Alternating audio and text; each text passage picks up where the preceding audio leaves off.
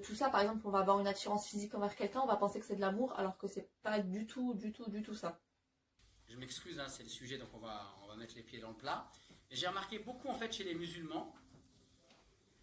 Alors, la pornographie qui foisonne, en fait, etc. Il y a beaucoup d'hommes, en fait, comme on ne parle pas de sexualité dans nos cultures, etc., le rapport qu'ils ont à la sexualité, c'est par la pornographie, en fait. D'accord. En fait, on a une formation en sexualité par la pornographie. Je ne sais pas si vous voyez la schizophrénie que ça amène. Ouais, c'est bien, mais c'est pas... c'est 8, ouais, clairement. Ensuite, aïe, voilà. On arrive à la surprise du chef. Ça, pour moi, c'est numéro 1. Je suis désolé, mais les cheveux de ma meuf, c'est... je fais tout dedans. Je dors dedans, je m'enroule dedans, je me pends avec, je fais des rideaux, je fais tout. C'est incroyable. Puis quand la vue des cheveux d'une femme pousse un homme à tomber directement dans la perversion. Avec ce raisonnement, en fait, il faut cacher les yeux, la bouche, le visage, qui en révèlent beaucoup plus sur la beauté d'une femme que les cheveux. C'est ridicule de penser que parce qu'une femme cache ses cheveux, elle sera moins attirante. D'ailleurs, aujourd'hui, le voile est même un objet de fétichisme sur les sites pornographiques. C'est même un objet de fantasme. Donc, l'argument qui consiste à dire que cacher les cheveux d'une femme la rend moins belle et moins attirante est ridicule. La pudeur, c'est une posture, c'est une attitude avant tout. Et la beauté d'une femme, ce n'est pas un crime. C'est aux hommes d'apprendre à se tenir. Quelle injustice de faire porter à la femme une chose aussi contraignante que le voile pour une tentation qui serait chez l'homme. Un autre argument qui consiste à dire le voile protège les femmes des regards indésirables et du harcèlement. Là aussi, ça suppose que le harcèlement et les agressions sont causées par l'apparence des femmes. Le Coran ordonne aux hommes de baisser une partie de leur regard avant de demander aux femmes d'être pudiques. Si le voile était la seule protection contre les agressions, alors pourquoi existe-t-il des cas de harcèlement et de violence, même dans les sociétés où toutes les femmes portent le voile? Et il y a fort à parier que si l'islam était né plutôt dans l'Asie orientale, par exemple, dans l'Asie de l'Est, avec peut-être en Chine, par exemple, eh bien certainement qu'on aurait eu un droit musulman qui se serait beaucoup plus intéressé aux pieds de la femme qu'aux cheveux. Donc voilà, il faut comprendre aussi que les cheveux longs, noirs et soyeux étaient associés à la féminité idéale et jouaient un rôle important dans l'attrait sexuel d'une femme. Dans les poèmes ou récits romantiques, le geste de défaire ses cheveux ou de les laisser tomber sur les épaules était une image évocatrice de l'intimité ou du désir. Une femme qui détachait ses cheveux devant un homme pouvait symboliquement signifier une ouverture à l'amour ou à la relation sexuelle. Deuxième, rituel, taoïste et sexualité. Certaines traditions taoïstes anciennes, pratiquées en parallèle du confucianisme, intégraient la sexualité dans leurs pratiques spirituelles. Dans ce contexte, les cheveux, tout comme d'autres aspects du corps, étaient considérés comme des vecteurs d'énergie vitale, QI. Des rituels d'union sexuelle taoïste, Fangzhongzhu, Fangzhongshu, utilisèrent parfois le toucher des cheveux ou leurs mouvements comme une manière de stimuler et faire circuler l'énergie sexuelle entre partenaires. Troisième, cheveux dans l'intimité. Dans la sphère privée, les cheveux pouvaient être un élément d'intimité sensuelle. Les caresser, les sentir ou les utiliser pour couvrir le visage ou le corps faisaient partie des jeux d'amour. Dans certains textes anciens ou peintures érotiques a postérieures, on voit des femmes aux cheveux dénoués dans des scènes de séduction ou d'étreinte, ce qui contrastait fortement avec les normes publiques. Mounir, sérieux, mains croisées. Mes chers frères, soyons objectifs. Les cheveux n'ont pas à être couverts parce qu'ils n'ont rien de particulièrement séduisant. Ce n'est pas ça qui pousse un homme à fauter. Blob Louis, fixant le plafond. Frérot, c'est clair.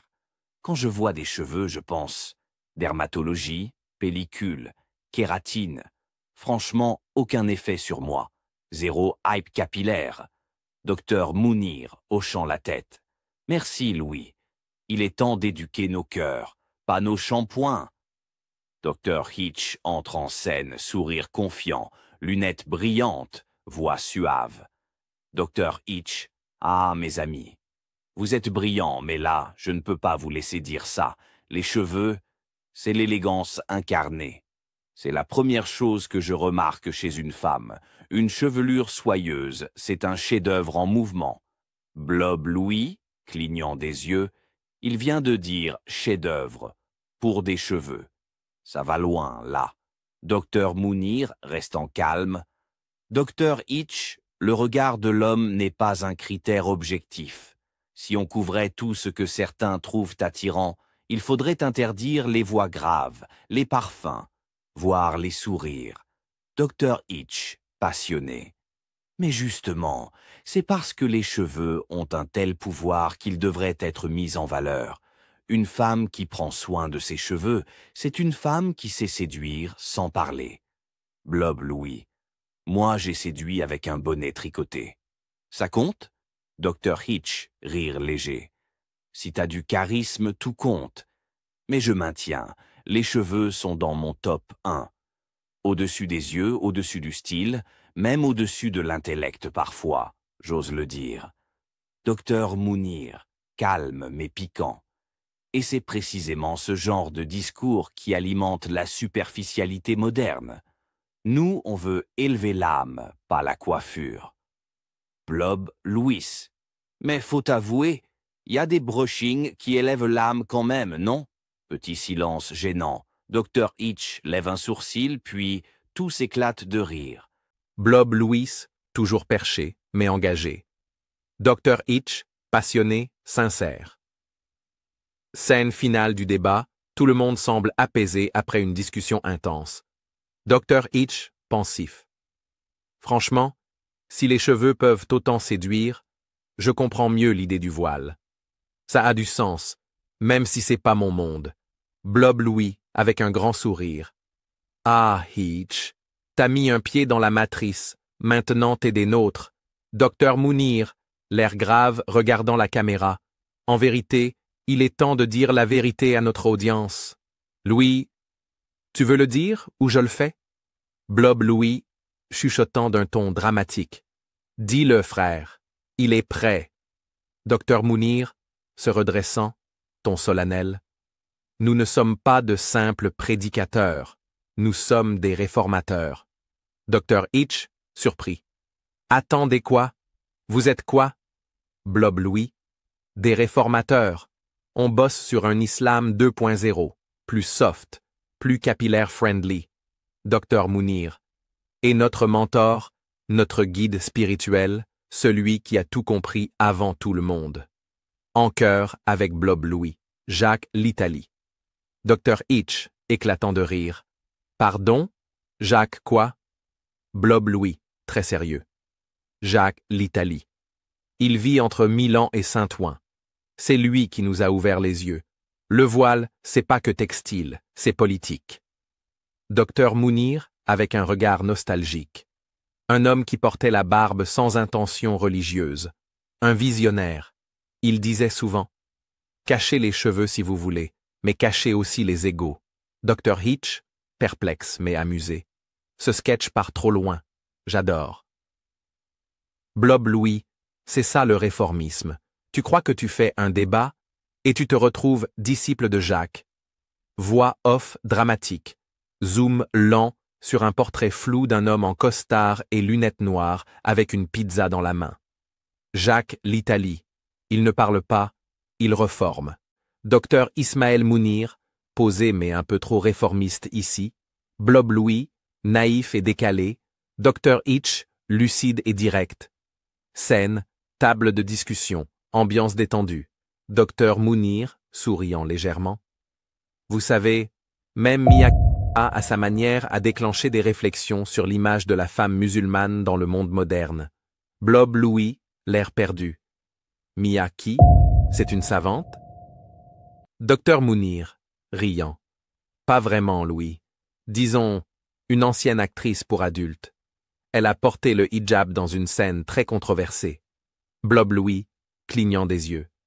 Et elle a déclenché des réflexions avec ça? Genre théologique? Dr. Hitch, soudain très sérieux, coupant calmement. Faut faire attention. Mia, pas musulmane. Elle est née chrétienne maronite. Ce qu'elle a fait, c'est pas une critique ou un message. C'était du porno. Et elle a sali l'image des musulmans dans le monde entier avec cette scène. On l'a confondue avec une porte-parole malgré elle. Blob Louis. Ah ouais. Donc c'est pas une réformatrice. C'est juste une confusion. Dr. Hitch, regardant Dr. Mounir. Quand on cite son nom dans des débats religieux, même pour lancer des réflexions, on donne du crédit à une provocation qui n'a rien à voir avec la foi. Le hijab, dans ce contexte-là, c'est pas une revendication, c'est une moquerie. Dr. Mounir, plus mesuré. Tu as raison, Hitch. J'aurais dû préciser. Mon intention était de montrer l'impact, pas de la valider. Dr. Hitch, calme. L'habit ne fait pas la foi, et la foi ne joue pas avec l'habit. Silence respectueux, fin sur un message à l'écran. La pudeur ne se porte pas pour les caméras, elle se vit hors champ. Dr. Mounir, posé. Il y a aujourd'hui des figures très médiatisées, même arabes, qui ont porté des symboles religieux dans des contextes honteux. Je pense qu'on a tous vu. Mia la Libanaise. Et parfois, ce qu'elle a fait est moins grave que certains discours soi-disant éveillés. Silence. Blob. Louis tourne lentement la tête, choqué. Blob Louis. Attends. Quoi? Tu viens de dire que certains discours sont pires que Mia la Libanaise? Tu réalises le lapsus, là? Docteur Mounir, gêné. Non, c'était une erreur de formulation. Je voulais dire que les dérives cédées sont différentes, pas pires. Blob Louis, sourire malicieux. Non, frérot. Ton inconscient, il a parlé avant ta langue. Tu l'as dit. T'as comparé un prêche à Mia la Libanaise. Dr. Hitch entre calmement, l'air d'avoir tout entendu, comme toujours. Dr. Hitch, je l'ai entendu aussi. Et ce n'est pas un simple lapsus. C'est ce que Freud appelait une vérité involontaire. Dr. Mounir, défensif. Mais j'ai pas dit son nom, et je ne cautionne rien. Dr. Hitch, posé. Tu n'as pas besoin de dire un nom quand toute une image est déjà construite dans ton esprit. Dr. Ismaël Mounir est assis seul. Blob Louis et Dr. Hitch le fixent. Blob Louis, froid. Tu dis que tu veux éduquer, mais tu cites elle à chaque conférence. Tu sais ce que tu fais vraiment? Dr. Hitch, tu piques la curiosité. Tu ouvres des portes que les jeunes ne savent pas refermer. Dr. Mounir baisse la tête.